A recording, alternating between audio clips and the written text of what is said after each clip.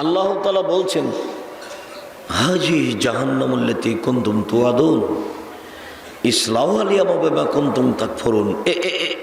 এই সেই জাহান্নাম, দেখো দেখো দেখো, এই সেই জাহান্নাম, এটাকেই তোমরা অস্বীকার করছিলে। এখন ঢোকো, তো সেটাতেই ঢোকো, প্রবেশ করো যেটাকে তোমরা অস্বীকার করছিলে। আবার আল্লাহ অন্য জায়গাতে বলছেন হাজি জাহান্নামুল্লাতী কুনতুম বিহা তুকাযযিবুন। এইটাই সেই জাহান্নাম যাকে তোমরা অস্বীকার করছিলে। আফা সেহরুন হাজা, এইটা কি এখন জাদু মনে করছো? বলেছিলে যে কোরআন জাদু, বলেছিলে যে মোহাম্মদ জাদুঘর, বলেছিলে যে কোরআন গণকই কথা আর মোহাম্মদ গণক, আর বলেছিলে যে কোরআন কবিতা আর মোহাম্মদ কবি। অনেক কথাই বলেছ। এই জাহান্নাম কি এখন জাদু মনে হয়? আফা সেহরুন হাজা, দেখো তো এইটা কি এখন জাদু মনে হয়? আমলা তুবসিরুন, না এখনো দেখতে পাচ্ছ না? এটা মজাক করছেন আল্লাহ। হ্যাঁ বেটা, দেখো তো এটা কি এখন জাদু, না এইটা দেখতে পাচ্ছ না? দেখতে তো পাচ্ছি, ও তো সামনে খাড়ো করে বলছে যে ঢোকো, জাহান্নামে এখন প্রবেশ করে। এইটাই সেটা যেটাকে অস্বীকার করছিলে। তো দেখো তো এটা কি এখন জাদু, না এটা এখনো দেখতে পাচ্ছ না? এরপরে বলছে ইসলাউহা, প্রবেশ করো, ফাসবিরু আও লা তাসবিরু। এখন থাকো আর না থাকো তাতে আসে যায় না, ধৈর্য ধারণ করো আর না করো তাতে আসে যায় না। তুমি ধৈর্য ধারণ করলেই কি জাহান্নামে, আর না করলেই কি, সব ব্যঙ্গ করা হচ্ছে। জাহান্নাম খুব ভয়াবহ জায়গা। আবু হুরায়রা রাদিয়াল্লাহু তাআলা আনহু বলেন, লাম্মা খালাকাল্লাহু তাআলা নারা, যখন আল্লাহ জাহান্নামকে রেডি করলেন, বানালেন, তখন আল্লাহ জিবরাইলকে বললেন, জিবরাইল ইযহাব ইলাইহা ইযহাব ইলান নার ফানজুর ইলাইহা। জিবরাইল জাহান্নামের পাশে যাও, জাহান্নাম একটু দেখো কেমন হয়েছে। ফাযাহাবা ওয়া নাযারা ইলাইহা, জিবরাইল জাহান্নামের দিকে গেলেন এবং তা দেখলেন। দেখার পরে বলছেন ওয়াইজ্জাতে কয়িরতিফায়ে মাকানে, তোমার সম্মানের কসম, তোমার ইজ্জতের কসম, হায় হায় হায় হায় হায় হায়, করেছ কি? লা ইয়াদখুলু আহাদুন, আল্লাহর কসম, কে এর ভিতরে প্রবেশ করবে না। ইয়াকুলু বাজুলা বাজান, কিছু অংশকে ধরে খাচ্ছে। জাহান্নামের একদিক আর একদিকের আগুনকে ধরে খাচ্ছে। হায় হায়, করেছ কি তুমি? এতে কেউ যাবে না, কেউ প্রবেশ করবে না। তখন আল্লাহ আবার বলছেন, জিবরাইল যাও, এবার জাহান্নাম দেখে আসো। এবার জিবরাইল জাহান্নাম দেখে ফিরে এসে বলছে, তোমার মর্যাদার কসম, তোমার ইজ্জতের কসম, লা ইয়াবকা আহাদুন ইল্লা দাখালাহা, কেউ বাকি থাকবে না, সবাই যাবে, সবাই যাবে, কেউ বাকি থাকবে না। ফালাম্মা হাফাদা বিশাওয়াত, ইতিমধ্যে জাহান্নামকে প্রবৃত্তি মনের ইচ্ছা দ্বারা ঘেরে দেওয়া হয়েছে। ইতিমধ্যে প্রবৃত্তি মনের ইচ্ছা দ্বারা ঘেরে দেওয়া হয়েছে। তখন জিবরাইল বলছেন যে আদমের ছেলে মেয়ে কি মনের বিরোধিতা করতে পারবে? জিবরাইলের ধারণা যে আদমের ছেলে মেয়ে মনের বিরোধিতা কেউ করতে পারবে না, অতএব সবাই জাহান্নামে যাবে। এটা জিবরাইল বললেন, হাদিস বুখারী মুসলিম। তার মানে আমরা দাড়ি চাঁচবো, দাড়ি কখনো ছাড়তে পারবো না ভালো, এটা জিবরাইলের হিসাব। তার মানে দাড়ি চাঁচবো এটা হলো মনের খেয়াল, তার নাম মনের খেয়াল। প্যান্টটা টাকনুর নিচে রাখবো, এটার নাম মনের খেয়াল, মনে চাই, তার নাম মনের ইচ্ছে। দোকানে বসে আড্ডা পিটবো, মানুষের বদনাম করব, গীবাত করব, দল করব, পার্টি করব, এইটা মানুষ করবে, এইটার বিরোধিতা করতে পারবে না, এটা জিবরাইলের খেয়াল। সুদ খাবে, ঘুষ দিবে, এটার বিরোধিতা করতে পারবে না, এটা জিবরাইলের খেয়াল।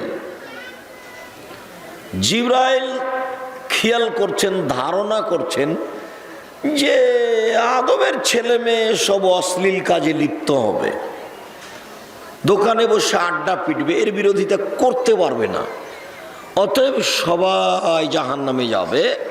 এই কথা জিবরাইল বললেন, হাদিস বুখারী মুসলিম। আগের বারে এসে বলছেন জিবরাইল, আল্লাহর কসম, তোমার মর্যাদার কসম, তোমার সম্মানের কসম, হায় হায় হায় হায় হায়, জাহান্নামে কি কেউ যাবে? কেউ যাবে না। একদিকের আগুন আর একদিকের আগুনকে ধরে খাচ্ছে। তখন আল্লাহ বললেন, জিবরাইল আবার দেখে আসো। আবার দেখতে গেছে, ইতিমধ্যে হাফফাতিন নার বিশাওয়াত, মনের ইচ্ছে দ্বারা জাহান্নাম ঘিরে দেওয়া হয়েছে। মানে মন মতো চলবে যারা জাহান্নামে, তাও যাবে তারা, ইচ্ছা মতো চলবে যারা জাহান্নামে যাবে তারা, এইটা দিয়ে ঘিরে দেওয়া হয়েছে জাহান্নামের চতুর্দিক। তখন জিবরাইল দেখে বলছেন যে তোমার মর্যাদার কসম, তোমার সম্মানের কসম, আল্লাহে, আল্লাহর কসম, লায়েব কাহাদুন ইল্লা দাখালাহা, আদমের ছেলে মেয়ে কেউ বাকি থাকবে না, সবাই ঢুকবে। কেন? আদমের ছেলে মেয়ে কি মনের বিরোধিতা করতে পারবে? আজকে বললাম যতজন লেখে এখানে উপস্থিত হয়েছেন যে গুল হারাম, জর্দা, বিড়ি, তামাক, জর্দা, সিগারেট হারাম, তো এখন থেকে কি এখানকার লোক সবাই বন্ধ করতে পারবে?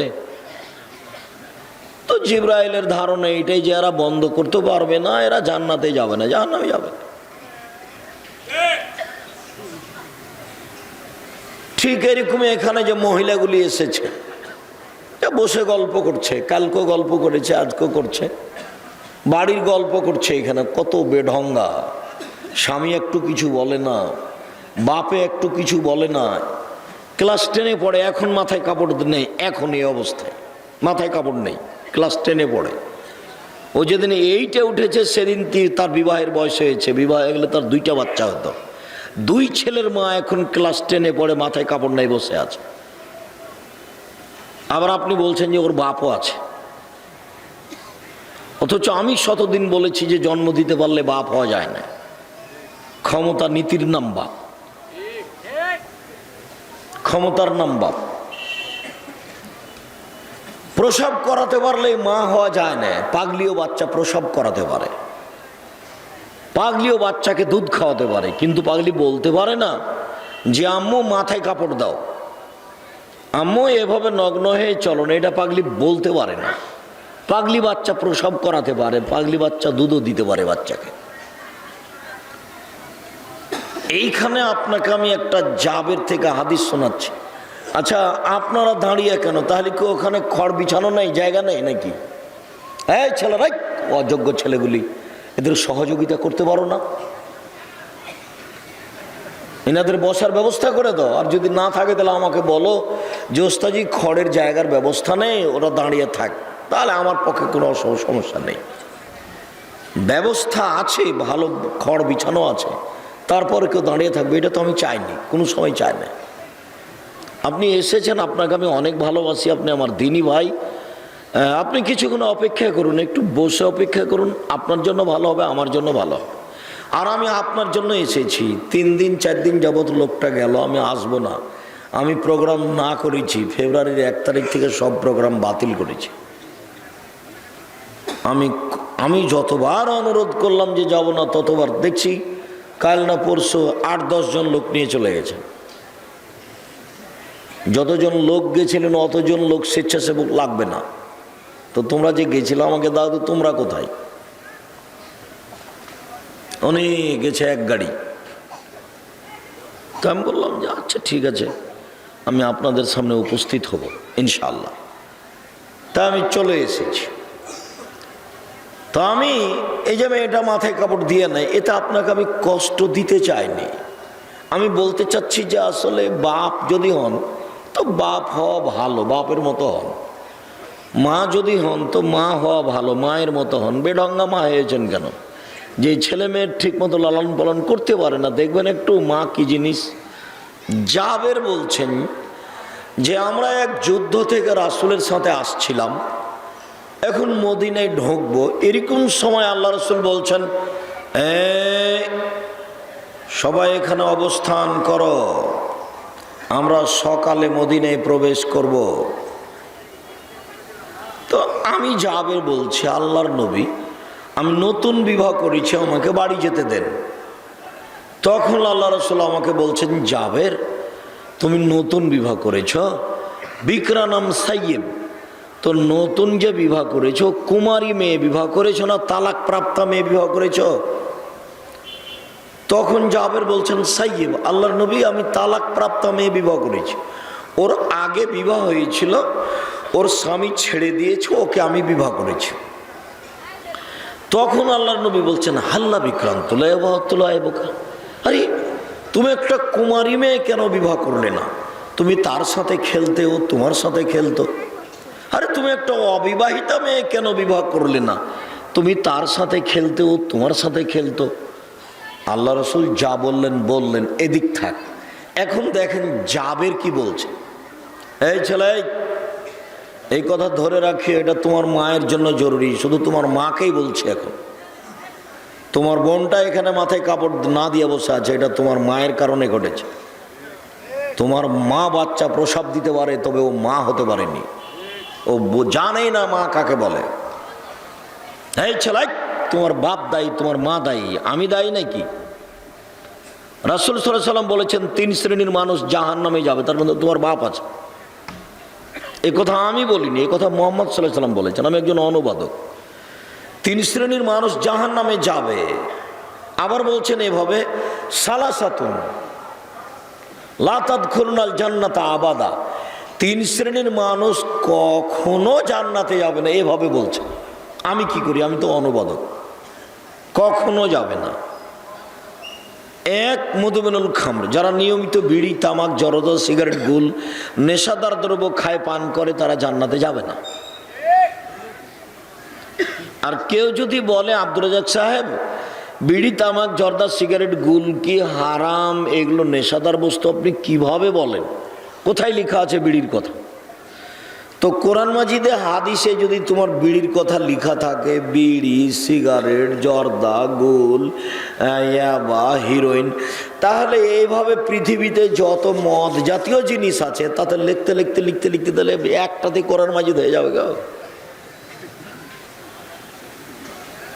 তাহলে আরগুলো কি করবে, কেমন করে কি হবে? তাহলে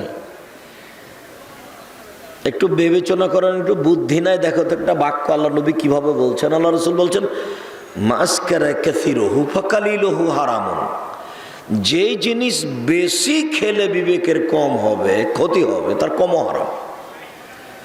কোনো জিনিস 2 কেজি 1 কেজি খেয়ে নিলে যদি বিবেকের ক্ষতি হয়, তাহলে সেই জিনিসের একটা কণাও হারাম। তো তুমি এখন সিগারেট 200 সিগারেটকে ভাঙো, খুলো, যে 200 সিগারেটে যা মশলা আছে তাই একজনকে খাইয়ে দাও, তারপর দেখো তার বিবেকের ক্ষতি হয় কিনা। 1/2 কেজি জর্দা তোমাদের একজন ভালো মানুষকে খাইয়ে দাও, এখন দেখো তার বিবেকের ক্ষতি হয় কিনা। 1/2 কেজি 1 কেজিতে যদি বিবেকের ক্ষতি না হয়, তাহলে কোনো কথাই নাই, বিড়ি সিগারেট জর্দা খাও। আর যদি বিবেকের ক্ষতি হয়, তাহলে বুঝতে হবে এটা আমি আব্দুর রাজ্জাককে নিশুক বলিনি, এটা আল্লাহর নবী বলেছেন। তিনি বলেছেন যেই জিনিস বেশি খেলে বিবেকের ক্ষতি হবে তার কমও হারাম। তার একটা কণাও হারাম। অতএব জর্দার একটা কণাও হারাম, একেবারেই হারাম, টোটালি হারাম, সম্পূর্ণরূপে হারাম। ওর ব্যবসাও হারাম। বিড়ি সিগারেট জর্দা সিগারেট গুলের ব্যবসা করে ওই টাকা দিয়ে চাউল কিনে ভাত খেয়ে বাদাত কবুল হবে না। দেখি কোন মায়ের বেটা কথা উল্টাতে পারে, কিয়ামত পর্যন্ত সময় থাকলো। কথা আমাকে কোনোদিন ফিরিয়ে নেওয়া লাগে না, আজও বলছি, তবে আমি মানুষ। ওর ব্যবসাও হারাম, ও দিয়ে যত টাকা ইনকাম হচ্ছে ওই টাকা দিয়ে জীবিকা নির্বাহ করা হারাম। এদেশে এমন কোনো এনজিও নাই, এদেশে এমন কোনো ব্যাংক নেই সেই ব্যাংকে চাকরি করে টাকা বৈধ হতে পারে, এরকম কোনো ব্যাংক বাংলাদেশের মাটিতে নেই। এমন কোনো এনজিও বাংলাদেশের মাটিতে নাই যেখানে চাকরি করলে বা যেখানে টাকা জমা দিলে সেখানে ইন্স্যুরেন্সে থাকলে সে টাকা বৈধ হতে পারে, এমন কোনো ইন্স্যুরেন্স ব্যবস্থাপনা আমার জানা এদেশের মাটিতে নেই।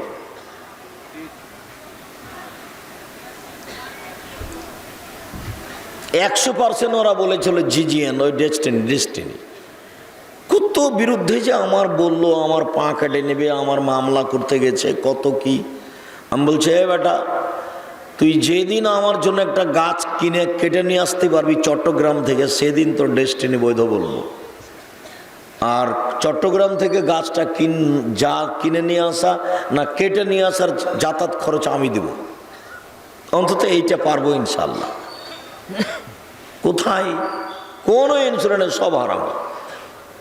অতএব বিড়ি তামাক জর্দা সিগারেট গুল হারাম। 2 আর রাজলাত মিনান নিসায়ে, পুরুষের বেশধারী নারীরা কেউ জান্নাতে যাবে না। যারা পুরুষের জুতা স্যান্ডেল পরে, যারা পুরুষের শার্ট প্যান্ট পরে, এইখানে শত মেয়ে কত মেয়ে আছে, এইখানে হয়তো বা পায়জামা সালোয়ার পরে এসেছে কিন্তু বাড়িতে প্যান্ট পরে, বাজারে যায় যখন নগা যায় তখন প্যান্ট পরে যায়, এখন বসে আছে। শুধু ওর লজ্জা নয়, ওর বাপেরও নয়, বাপ বেটি লজ্জা বেঁচে খেয়েছে, মা বেটি লজ্জা বেঁচে খেয়েছে। এই মেয়ে, তোমার বাপ মুসলমান হলে এরকম করে কেন? তুমি মনে করো কি তোমার বাপ তোমাকে কিছু বলে না সেই জন্য মনে করেছো আমি আব্দুর রাজ্জাক তোমাকে হিসাব করি? তোমার বাপকে হিসাব করি না, তোমার মাকে হিসাব করি না, তোমার জাতিকে হিসাব করি না, তোমার শিক্ষক মণ্ডলীকে হিসাব করি না, তোমার বিশ্ববিদ্যালয়কে আমি হিসাব করি না। আমি কোনোদিন ওটা হিসাবই করিনি, ধর্তব্যে রাখিনি তোমার শিক্ষককে। আমি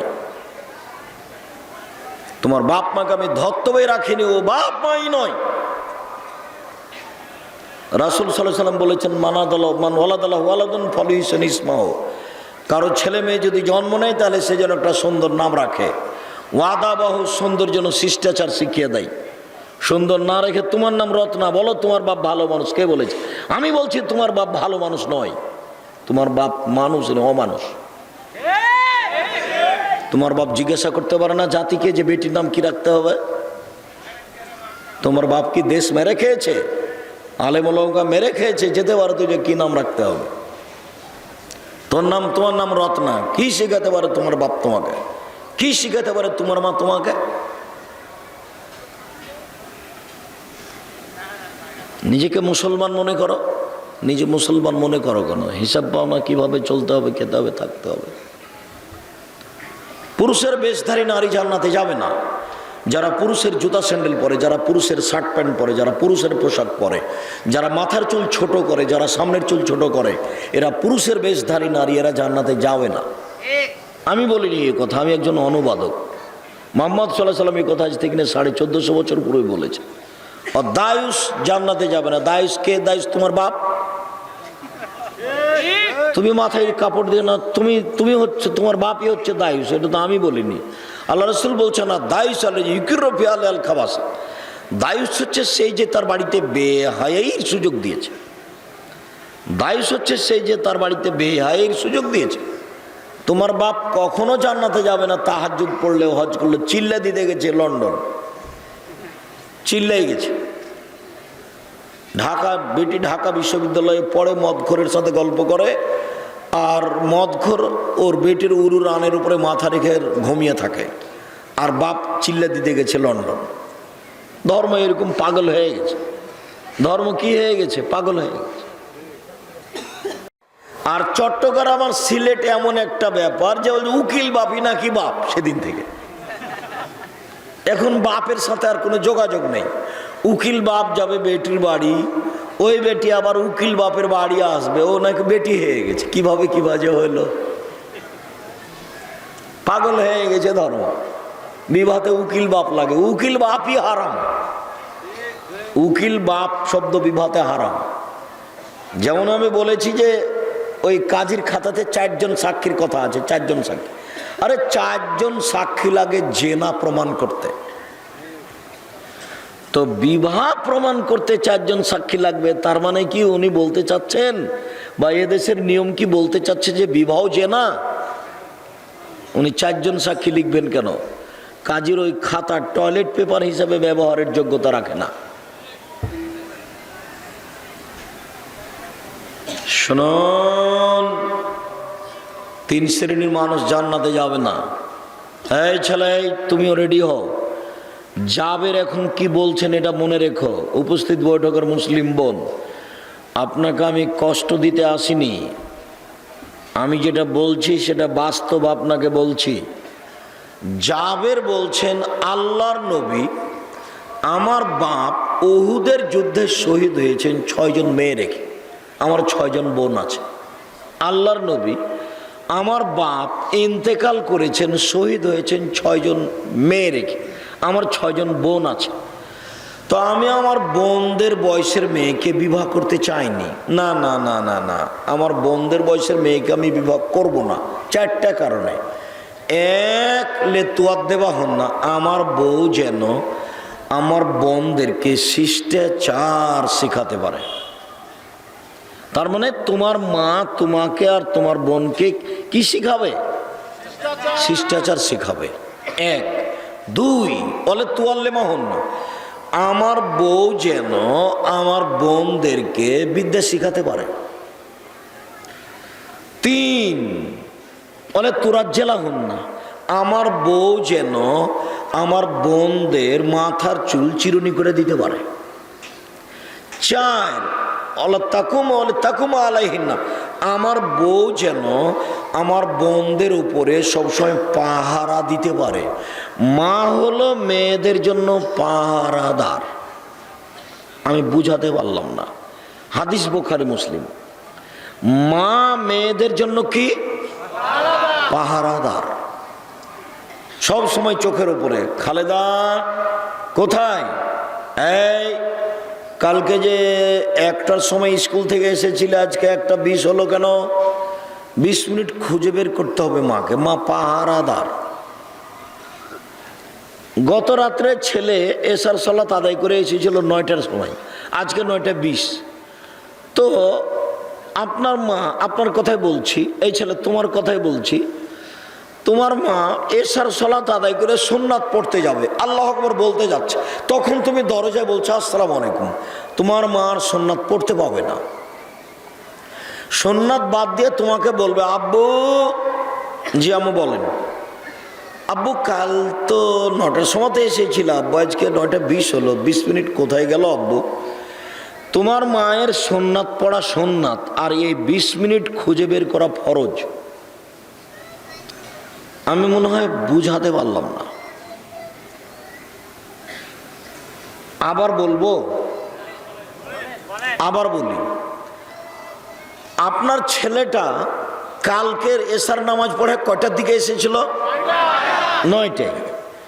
এখন আপনি বা আপনার স্ত্রী ফরজ নামাজ পড়েছেন, 9টা বেজে গেছে, সুন্নাত পড়তে যাবেন, সালাম ফিরে একটু তাসবিহ তাহলিল করছেন, সুন্নাত পড়তে যাবেন, দাঁড়িয়েছেন।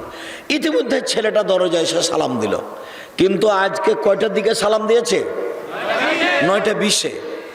এখন আপনি বা আপনার স্ত্রী সুন্নাত পড়বেন না তার খোঁজ নেবেন 20 মিনিট কোথায় থাকলো? 20 মিনিট খোঁজ নেবেন, এটা ফরজ।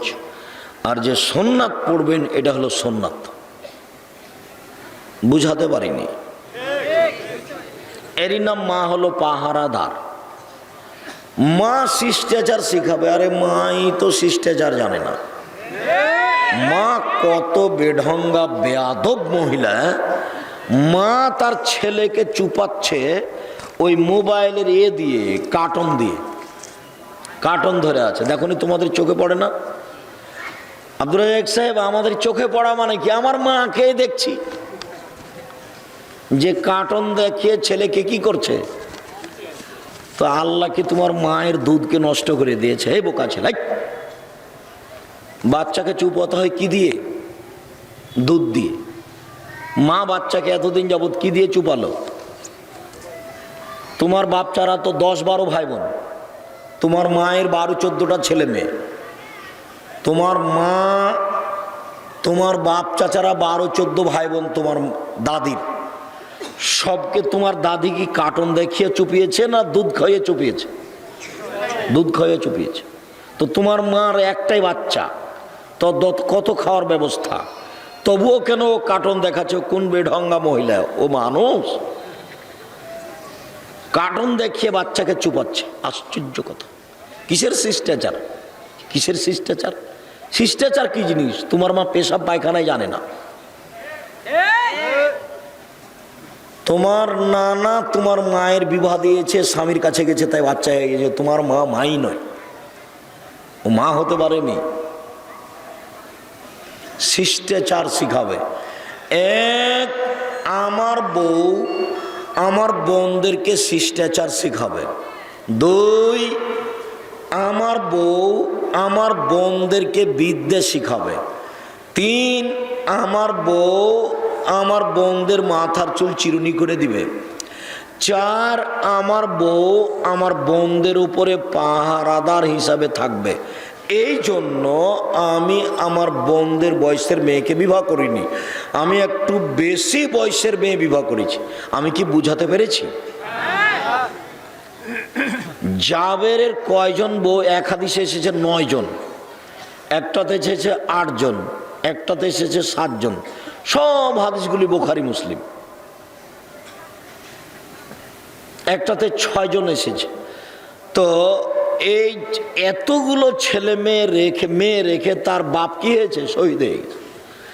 তখন ও চিন্তা ভাবনা করলো যে আমার বোনদের বয়সের একটা মেয়েকে আমি বিবাহ করব না, এমন একটা মেয়ে বিবাহ করব যে আমার বউ যেন আমার বোনদের জন্য মায়ের কাজ করে, মায়ের। তো এইটা তোমার ছোট ভাই, যে তোমার পাশে বসে আছে, এটা তোমার ছোট ভাই। দেখো তার প্যান্টটা টাকানোর নিচে আছে। এই প্যান্টটা তোমার মা রোজ সাফ করে শুকায়। তোমার মায়ের চোখে পড়ে না যে বাচ্চার প্যান্টটা টাকানোর নিচে আছে? বলে এ মা না কি অন্য কিছু? এ মাও নয়, এ খালাও নয়।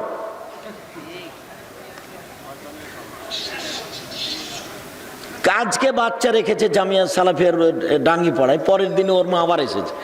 তখন আমি বলছি, তো মহিলা মনে একটু কষ্ট বলে আজকেই, যে আপনি মা না আপনি খালা না চাচি? না, মা হলে হতে পারে না। আমার নিজের মায়ের কথা বলছি। আমি একদিন নাচল মাদ্রাসার, আমার নাচল মাদ্রাসার, নবাবগঞ্জ নাচল মাদ্রাসার আমরা ছাত্র। তো ট্রেনে চড়ে নাচল যেতে হয়। তো একদিন যাবো না, একটু দেরি করছে, যার জন্য নদীতে সাঁতার দিচ্ছে। অনেক নদীতে সাঁতার দিয়ে 12টার দিকে এসেছি। তো আমার মা ভাত রান্না করে নিয়ে বসে আছে। তখন আমার মা বাড়িতে ঢুকতে আমাকে বলছে যে তাড়াতাড়ি খেয়ে নে, বের হ, দেরি করে আসলি কেন, এত দেরি হয়ে গেল। তো আমি বলছি যাব না, ভাতে বসেছি আমি। কিন্তু আমি বলছি আজকে যাব না, কাল যাব। তো বলছে না আজকে যেতে হবে। আমি বলছি না যাব না, কাল যাব। তো বলছে না আজকে যেতে হবে। তখন আমি বলছি যে ভাত খাবো না। তো আমার মা বলছে খাস না। তা আমি উঠে গেছি। এখন উঠে আমি ব্যাগটা নিয়েছি, বের হবো। তখন আমার মা বলছে যে টাকা নেই। তা আমি বলছি টাকা নিব না। তো বলছে টাকা নিস নে, যা। আরে না খেয়ে টাকা না নিয়ে বের হয়ে গেলাম। তো আমার মা নরম হলো না? অবাক। আজও আমার মা আছে, টাকা ছাড়াই ভাত ছাড়াই বের করে দিল, কিন্তু আমার মা নরম হলো না, একটুকু নরম হলো না। আমার আজও মনে পড়ে দিনের মতো সেই ঘটনা। নরম হয়নি। কাল বাচ্চা রেখেছে, আজকে যখন আবার আনতে এসছে তখন আমি বলছি যে আপনি মা নন, বলেই যাব। মাকে বাচ্চাকে পড়তে দিয়ে এরকম আদর দেখাতে হবে না। ওই আদরের দাম নাই। একটু পাষাণ অন্তরটা শক্ত করে বাচ্চাকে রেখে যেতে হবে।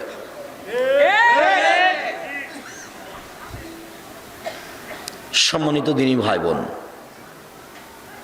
এই ছেলে তুমি মনে রেখো, তোমার মায়ের জন্য 4টা কাজ। আমি আগের দিকে যাচ্ছি। 1, শিষ্টাচার। তোমরা বাম হাতে তোমার ছোট ভাই খায়, তোমার মা একবারও কিছু বলো না, তোমার মাকে খারাপও লাগে না, অথচ বাম হাতে কে খায়? শয়তান। তোমার বাড়িতে একটা মোবাইল আছে, রিং হয়, তুমি অন করে দে, বলো আসসালামু আলাইকুম, আসসালামু আলাইকুম না বলে বলছো হ্যালো, হ্যালো বলে কুকুরকে ডাকে। তোমার মা কিছুই মনে করে না, তোমার মার কাছে এগুলো কোনো কিছু ব্যাপারই নয়। আরে তোমার মা তো তোমার ছোট ভাইকে কার্টুন দেখিয়ে চুপায়, তোমার মার কাছে এগুলো কি হবে? সম্মানিত দিনী ভাই বোন, বলছিলাম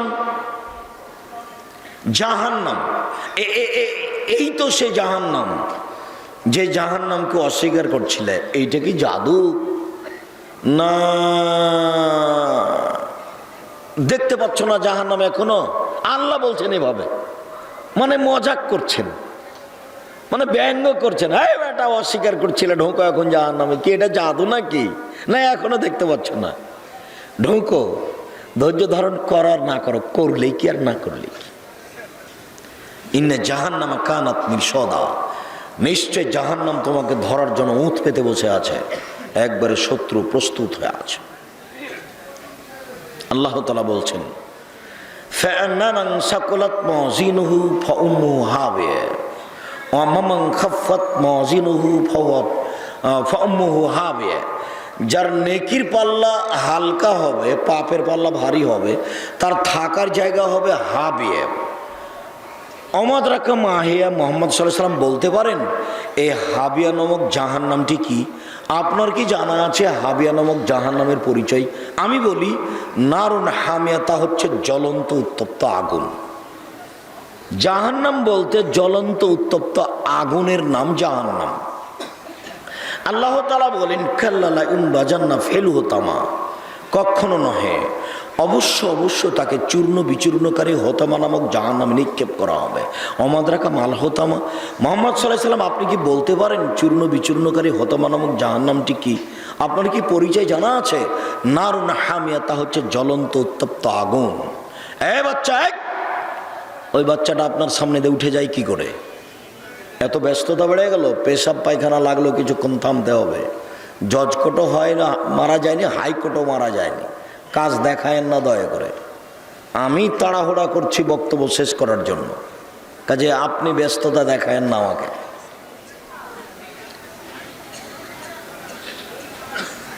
মহান আল্লাহ বলেন সাউসলিহে সাকার, অচিরে আমি তাকে সাকার নামক জাহান্নামে নিক্ষেপ করব। অমাদ্রাকা মা সাকার। মুহাম্মদ সাল্লাল্লাহু আলাইহি ওয়াসাল্লাম আপনি কি বলতে পারেন সাকার নামক জাহান্নামের পরিচয়? আমি বলি লা তুবকি ওয়া লা তাজার। সাকার এমন একটি জাহান্নাম, যে জাহান্নাম মানুষকে ছাড়বেও না, যে জাহান্নাম মানুষকে মারবেও না। আল্লাহ জাহান্নামের পরিচয় দিচ্ছেন। আল্লাহ তাআলা বলছেন ওয়াইদিল মুতু মিন কুল্লি মাকানিন ওয়া মা হুয়া বিবাইয়াত। জাহান্নামে মানুষের মরণ মানুষকে চতুর্দিক থেকে ঘিরে ধরবে, কিন্তু মরবে না। লা ইয়ামুতু ফিহা ওয়া লা ইয়াহইয়া। জাহান্নামে কেউ মরবেও না, জাহান্নামে কেউ বাঁচবেও না। তাহলে এটা কেমন জায়গা হলো? জাহান্নাম এমন একটি জায়গা যেখানে মানুষ মরেও না, যেখানে মানুষ বাঁচেও না। আবু হুরায়রা রাদিয়াল্লাহু তাআলা আনহু বলেন রাসূল সাল্লাল্লাহু আলাইহি ওয়াসাল্লাম বলেছেন ইন্না সাকরাতাল লাযীমুল তুলকা মিন শাফিরি জাহান্নাম। একটা বিশাল পাথর, 1 কোটি মণ ওজনের পাথর একটা যদি জাহান্নামের মুখের উপরে ছেড়ে দেওয়া হয়, তাহলে নিচে পৌঁছতে সময় লাগবে 70 বছর। 1 কোটি মণ ওজনের একটা পাথর যদি 1 ঘন্টা যায় কত যেতে পারে? যদি 1 দিন নিচে যায় কত কিলো যেতে পারে? যদি 1 মাস নিচে যায় কত কিলো যেতে পারে? যদি 1 বছর নিচে যায় কত কিলো যেতে পারে? যদি 70 বছর নিচে যায় তাহলে কত কিলো যেতে পারে? আপনি বলতে পারেন জাহান্নাম কত গভীর? কেউ জানে না, কেউ বলতে পারবে না, কেউ কলম দিয়ে হিসাব আনতে পারবে না জাহান্নাম কত গভীর। আরেকটা কথা এখানে মনে রাখেন, আল্লাহ বলছেন ইন্নাল মুনাফিকিনা ফি দারকিল আসফালি মিনান নার। হিন্দুরা জাহান্নামে যাবে, তবে নিচে থাকবে, এই কথা আল্লাহ বলেননি। ইহুদিরা জাহান্নামে যাবে, তবে নিচে থাকবে, এই কথা আল্লাহ বলেননি। খ্রিস্টান জাহান্নামে যাবে, তবে নিচে থাকবে, এই কথা বলেননি। আল্লাহ বলছেন যারা মুনাফেক তারা নিচে যাবে, সবচেয়ে নিচে। মুনাফেককে দোকানে বসে আড্ডা পিটে বদনাম করে যে, মুনাফেককে মিথ্যা কথা বলে যে, মুনাফিককে বদনাম গীবত করে যে, মুনাফিককে ফজরের সালাত আদায় করতে মসজিদে যায় না, শুয়ে থাকে মুনাফিক সে। মুনাফিককে এশার আজান হয়ে গেল, জামাত হয়ে গেল, তবু আড্ডা পিটছে ওই দোকানের সামনে। আমি তোমাকে দোকানে বসতে নিষেধ করি না, এই ছেলাই ঘুমাচ্ছ কেন? কার গায়ে হাত দিয়ে আছো? রেডি হও, প্রস্তুত হও। দোকানে বসতে আমি নিষেধ করিনি, বলেছি যে 1 কেজি লবণ কিনতে গেছো আর 100 মরিচ নিবা, কিনা হয়ে গেলে 1 মিনিট দাঁড়াবা না ওখানে। কেন? দোকানের সামনে একটা বেঞ্চ আছে, ওখানে 2 জন বসে আছে, ওখানে আর একজনের বদনাম হচ্ছে। তুমি যদি ওখানে দাঁড়িয়ে থাকতে বলো যে ঠিক বলেছিস, তাহলে কি হবে? এখন গীবত হয়ে গেল, তুমি এখন ক্ষমা নাও দেখি আল্লাহর কাছে, এইটুকু কথা তোমার। ক্ষমা নাও দেখি, মরা পর্যন্ত ক্ষমা চাইলে এটা হবে না। যার বদনাম করা হচ্ছিল এখন তোমাকে যেতে হবে, তার হাত ধরে ক্ষমা নিতে হবে। এই জন্য তুমি দোকানের সামনে বসবে না। আবার দোকানের টিভি আছে, ল্যাংটা মেয়ে নাচে, পতিতালয়ের মেয়ে নাচে, তুমি এখানে বসে থাকো, আর তোমার চাচা মাথায় টুপি দিয়ে ওখানে বসে থাকে। এশার সালাত আদায় করে বাড়ি যায়নি, ও টিভির সামনে বসে আছে। ল্যাংটা মেয়ে নাচছে, সবাই খুশি। উলঙ্গ মেয়ে দেখে চক্ষু ঠান্ডা করে, কলিজা ঠান্ডা করে তোমার চাচা জান্নাত কিনতে চায়। আর তোমার মোবাইলও দিন রাত ল্যাংটা মেয়ে নাচে। তোমাকে আমি কত কঠোরভাবে নাকচ করেছি। দেখো, নিজেকে মানুষ মনে করো, পশু মনে করো না। বোঝে না ওরা অন্তর আছে, বোঝে না।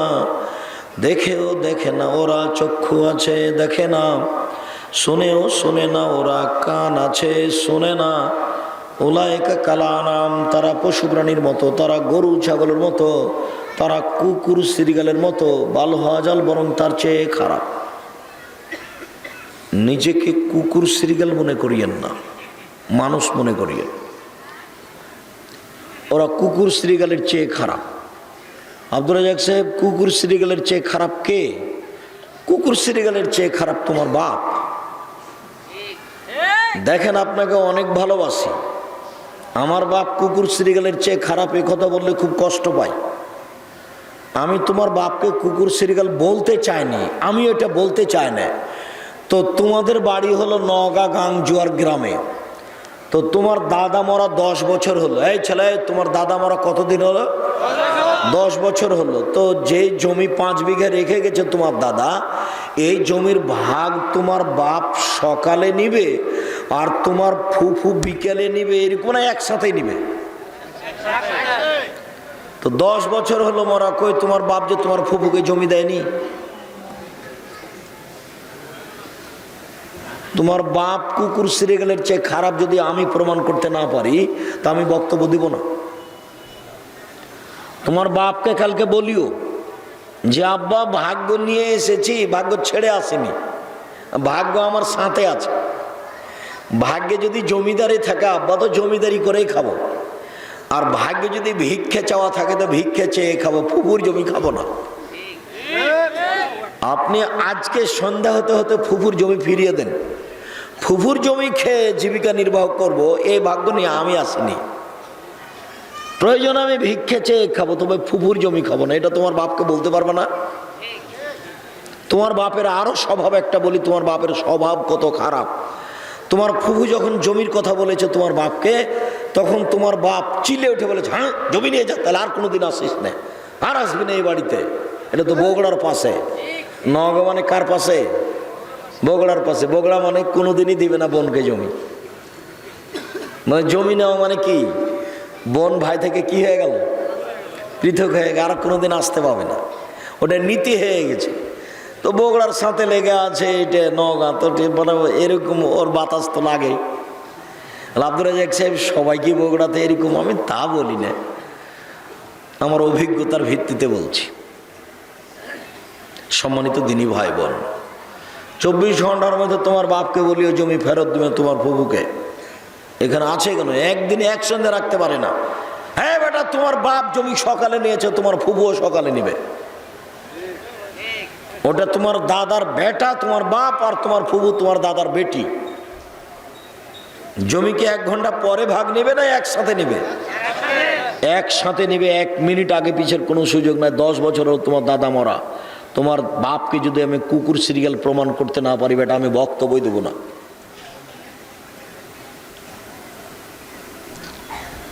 হকটা বুঝে চলার চেষ্টা করো। মুনাফিক যে সেই জাহান্নামের নিচে থাকবে।